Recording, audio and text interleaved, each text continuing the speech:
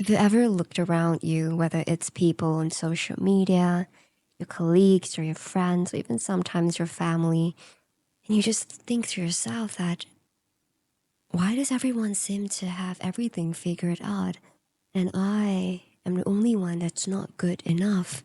As a result, you start overcompensating. You strive for perfection for everything that you do. You don't allow yourself to make mistakes. All these to seek for approval and to build that very fragile self-esteem of you, or to prove to yourself otherwise that you're not that incapable. But then when things don't go as planned, or things go wrong, or you accidentally make a mistake, you start blaming yourself again. You punish yourself, and the self-esteem that you spend so much time building, it's gone again. It crumbles again. And day by day, you live in this cycle. You find evidence to build your self-esteem, only to have it crumbled again, only to have to be searching for it again.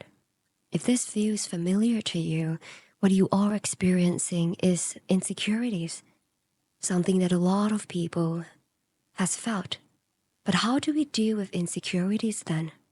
I think it's important for us to acknowledge that we don't just become insecure overnight. Extreme insecurities a lot of times stem from low self-esteem, and to have low self-esteem takes time.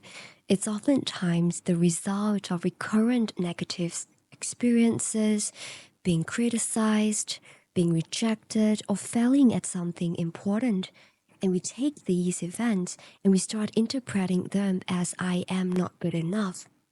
As we grow up, this is the message that we start carrying around us all the time. While we may not be able to change the past, I think it may be worth revisiting these experiences and start questioning the meaning that we have assigned to them. For example, ask yourself, when is the first time ever that I feel that I am not good enough? How did I come to interpret it this way? So I came from a very traditional Asian family where if you are Asian, you would definitely relate.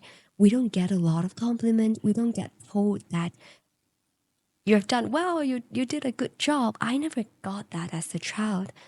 And because of that, no matter how much I achieve, I start thinking, I guess that's not enough then, because that wasn't enough for my parents.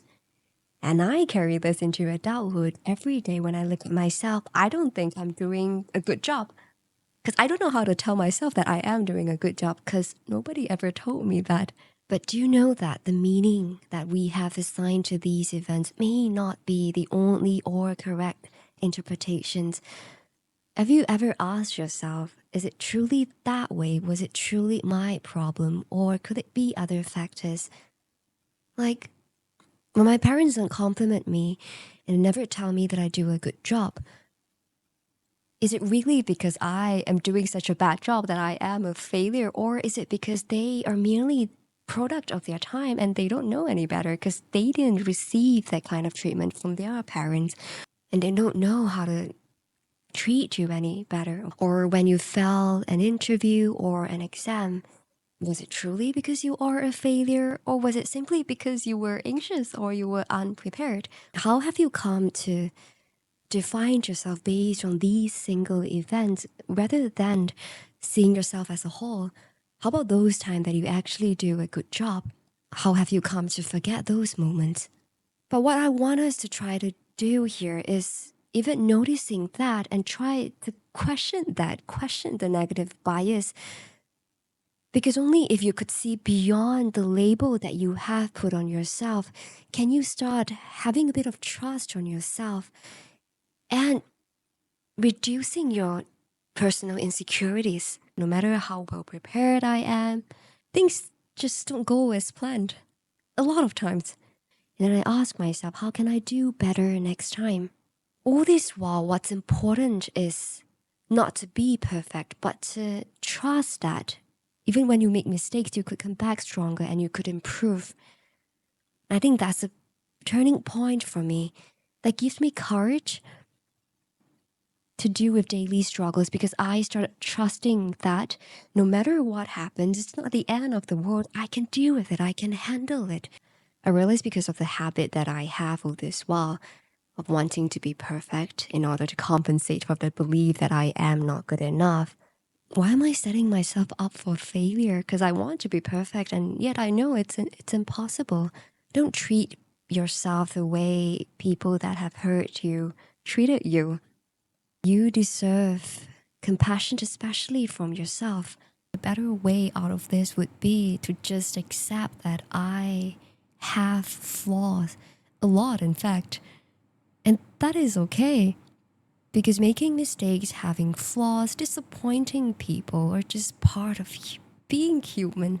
But does self-acceptance mean being complacent and not moving forward forever?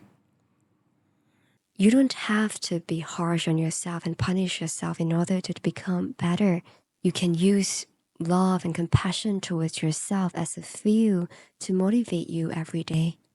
Insecurity inherently is a good thing. It makes us better. It makes us want to improve. Rather, extreme insecurities and insecurities that make us sabotage ourselves is the problem here. When kept in check, insecurities can act as motivation.